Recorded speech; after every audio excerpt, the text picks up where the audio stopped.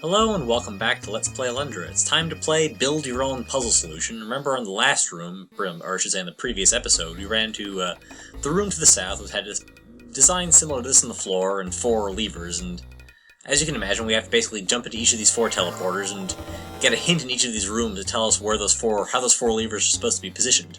So let's start with the most difficult of the 4 puzzles. We've got these 4 braziers and an island out here, and we're going to bring them across these tiny little platforms, some of which have water, to each corner of the room. Obviously you have to do this in one shot. If you leave the room, the puzzle resets. If you land in the spikes, you drop your brazier and the puzzle resets. If you breathe incorrectly, the puzzle resets. If you get dripped on by the water, the puzzle resets. So yeah, let's get this one out of the way first so we don't have to worry about it later. Oh, and you can also accidentally throw the brazier over the torch you're supposed to light.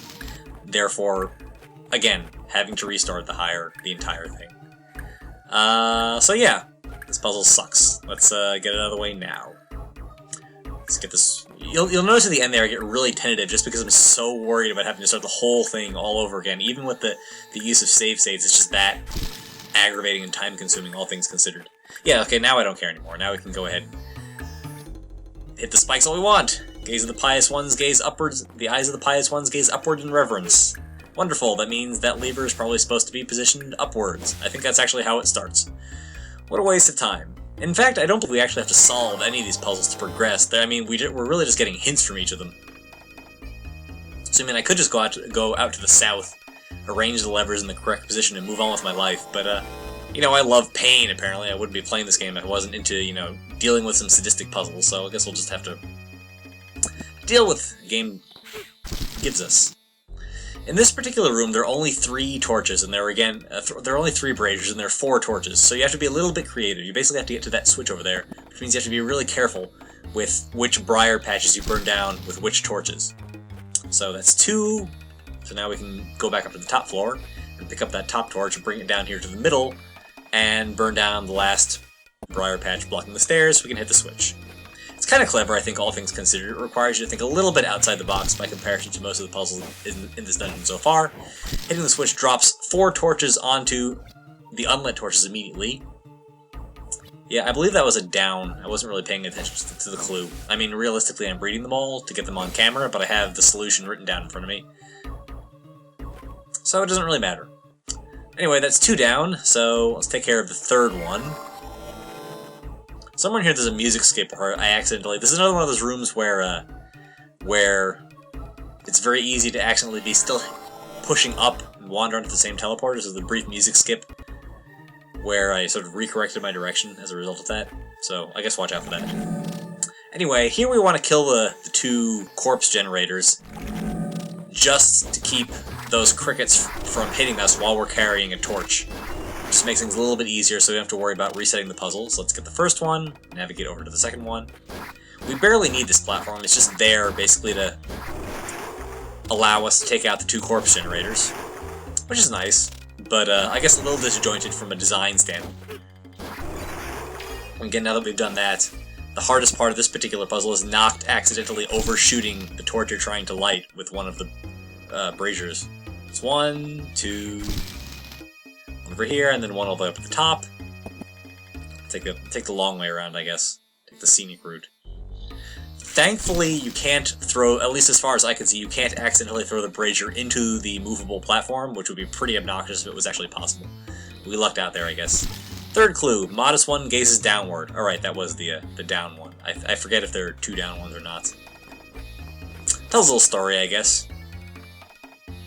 Alright, that's number 3, and now 1 more in the northeast corner of the room. And then we'll be ready to proceed with the little bit of the dungeon that's left after this, and the boss.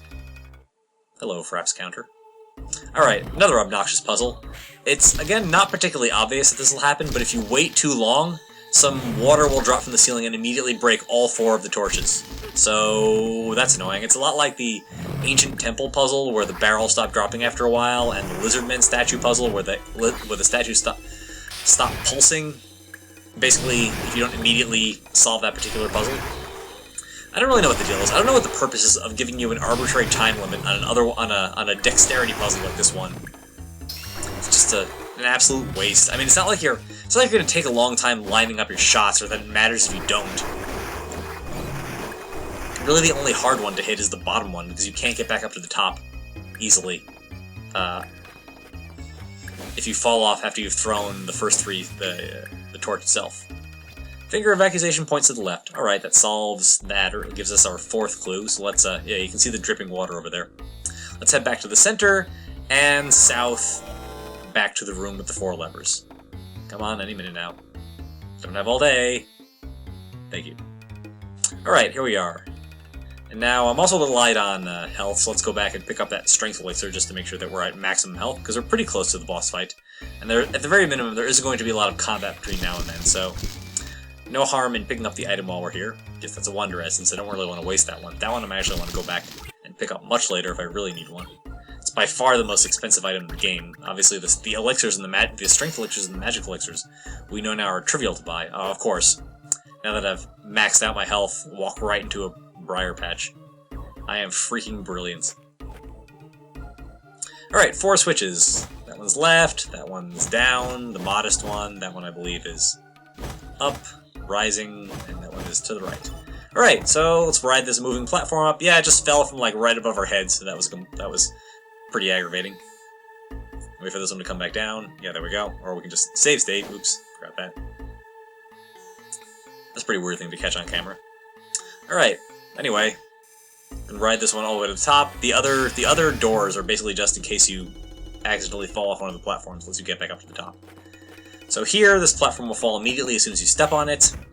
You want to throw the barrel onto the falling platform, and then the torch over there so you can burn down those briars. This is a lot like that one platform in the coal mine. You actually can't always walk between the platforms. Sometimes you have to jump, which is pretty annoying when the puzzle itself is timed. You have a limited amount of time to actually traverse the whole thing before you can't get to the platform in the upper left, but I digress. Alright, and this is a breather room puzzle, I suppose. I mean, this is actually easy even by the game standards in terms of spike ball platforms. Moving spike ball corridor puzzle thingies, I guess. Whatever. Alright, one more room to take care of. We want to get to that treasure chest up on the top. We need to basically get one of these braziers out of this little corner so we can burn down those patches and then bring this one up to the top. This should give us... I think this is the last key we need in this particular dungeon. Let's get it, and there we go. Yep, it's a key. Awful lot of keys in this dungeon, all things considered, and we never really need more than one at a time. I mean, considering the dungeons are fairly linear, unlike Zelda dungeons, it's strange that there are so many locked doors. At least in this particular case. Anyway, burn down the briar patch. Nothing particularly exciting for the rest of this dungeon all the way until the end. Or at least nothing inventive anyway. Let's mow down some grass, because I did in fact take a couple of hits, and there aren't any more sort of health restoration stations between now and the end of the dungeon, so gotta take what the game gives us. Thankfully these guys only do 1 point of damage with our current armor, so even if they do hit us, it's not very much of a threat. This is the last room in the dungeon.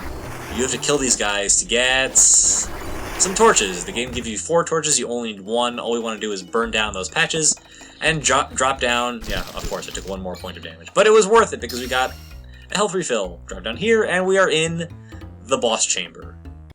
What are we fighting? Hi there. That's new. Alright, this is the Corpse Worm. A lot like the Soul Leech. Absorbs a huge amount of damage for how simple the actual fight is. This is, it should be fairly used to fights like this. It's pretty standard as games go. You want to destroy all the plating on the boss's body, and once you do that, the boss's head becomes vulnerable. We can use fire magic to do a certain amount of damage. We'll do it a little bit now. There we go. And that's about it. We'll use our other fire magic charge to do a little bit more damage, and from that point on, we'll just use the charge attack from the sword to attack the head. I'm not going to make the same mistake I made during the Soul Leech fight and not use the best melee attack to actually kill this guy. I'd like to actually use the optimal strategy for killing it, if possible, just to show how it should go. He's only really got 2 basic attacks. He can drop these little egg sacs that hatch into flies, which are, again, not particularly threatening. They do basically no damage. They're just there to aggravate you. he can swing his tail at you, and I guess he has a third attack where he can shoot a little ball at you, he does it there and very infrequently over the course of this fight.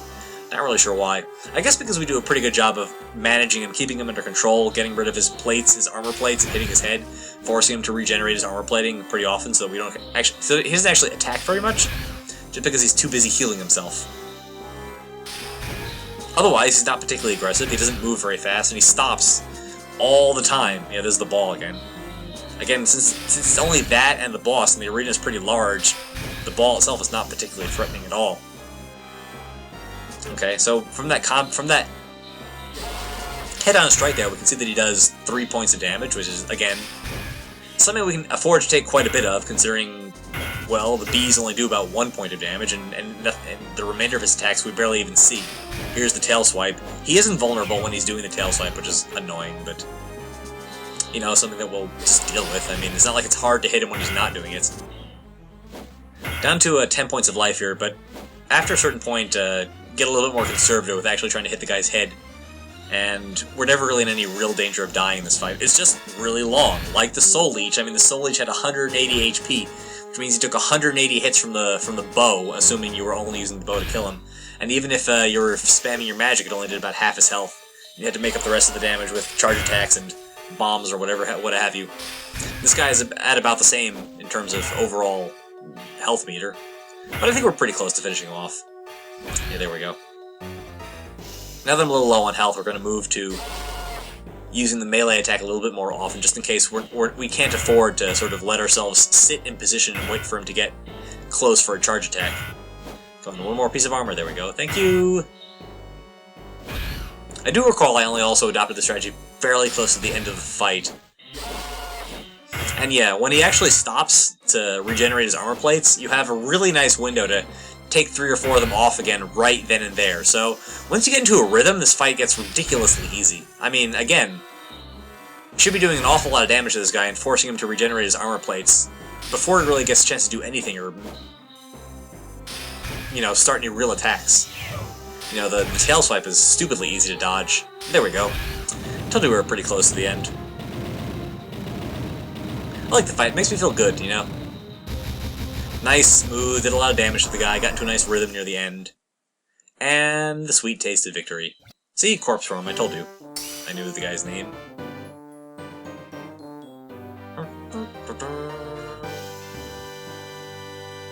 Alright, so, what was the point of all this? I mean, it should be pretty obvious once again. I think I actually said it at the start of the dungeon. The Magiskar is the 4th Crest dungeon, and we're going to meet the 4th Sage right now. Yeah, we're doing pretty good so far, all things considered. We're, again, about halfway done with the game now that we've completed this particular objective. And here we go, the Green Sage. We've met red, yellow, blue, and green. Uma, Queen of Life and Death. Notice that she calls herself that, but she very clearly has the exact same huge beard that all the other sages do. I also think it's funny that she has a really short, like, 3-letter name. You know, Uma, Gil, Vol, and Lars, the 4 sages that we've met so far. They have all short 4 or 3-letter names. Kind of reminds me of, like, the original Final Fantasy, where you're only allowed to enter a 3 or 4-letter name for your character due to space limitations. Yeah, we get the Wind Scroll. Big shock. And the monkey stole the crest. That's the other crest we know they have. Anyway, she's particularly nice, as the sages go. The previous 2 only transported us back to close to the start of the dungeon, but Uma brings us all the way back to Jess's house, which is awfully nice for all things considered. Again, we can revisit the Magiskar, so I'm not really sure why the game goes through so much trouble to boot you back out of it again. Anyway, what does Maya want? Ronan the Chancellor has been praying to a black force instead of the gods. That sounds like a pretty big deal. He was accidentally praying to Satan. Or whatever. Yes, in any case, that's definitely worth investigating. Let's go save our progress now that we're back here, and Uma was also nice enough to totally refill our health and magic, which is extremely generous. I mean, all we really need to do is walk next door and refill at Eustel's house, but oh, hello. Oh god, I need an adult. She's touching me. My brain! Help. This is usually useful, though. Certainly it'll be interesting. This is a nice, bit of foreshadowing here. This is, in fact, the final dungeon, the Lake Palace. So we're getting a nice preview of it here. And the implications of this particular scene are actually really creepy. Lutas thinks he wants to live forever if it were possible, but he's going to make a sacrifice. Remember that Jess can apparently only craft artifacts for Alundra's use after somebody dies. So the implication here in this particular scene is that if things are left as they are, and sometime very soon in the future, Lutas will kill himself so that Jess can forge this holy sword. That's awfully nice of him, I guess. I mean, it's a little obtuse. I've never actually, like, it's the kind of logic that only works in video games. Like, why the hell would anybody ever think to do that? You know, in a real-life scenario. This is also kind of important. We'll be seeing this room much, much, much, much later on, and this is a cool effect, I have to say. At least to me. I love the way he sort of grows out of the ground. It's a really cool animation. What do you mean they didn't listen to you? They might actually be praying to you totally by accident. And that's the end of that. This freezes for a bit there for some reason. I'm not really sure why. Alright, notice that Sybil refers to Melzus as a black force, and that Septimus refers to the thing that Ronan is praying to also as a black force. That's not a coincidence, as we're very shortly about to find out. Probably in the next episode. But first, let's pick up one more thing, because we have a very short window to pick this up in the game overall, and I'd like to not forget it. Talk to you guys. Yeah, whatever. You have nothing interesting to say anymore. So remember, I keep hopping on Lutas' chimney, basically every time I pass by his house? Well, this time we can actually do something. We can actually fall down. There's no smoke coming down it, which means we can drop inside and pick up the secret pass. Yes. So what the heck do we do with this? Why? This is the only window in the game we actually have to pick this up. Now and for a very short time, I believe, before this. And for some reason, they had a lock on their bedroom. They can only open from the inside. Which is also pretty weird. I guess they're really into something they don't want the neighbors finding out about. Anyway, now that we've got that, we want to... Well, where do we use it? Let's find out on the next episode of Let's Play Alundra. I will see you then.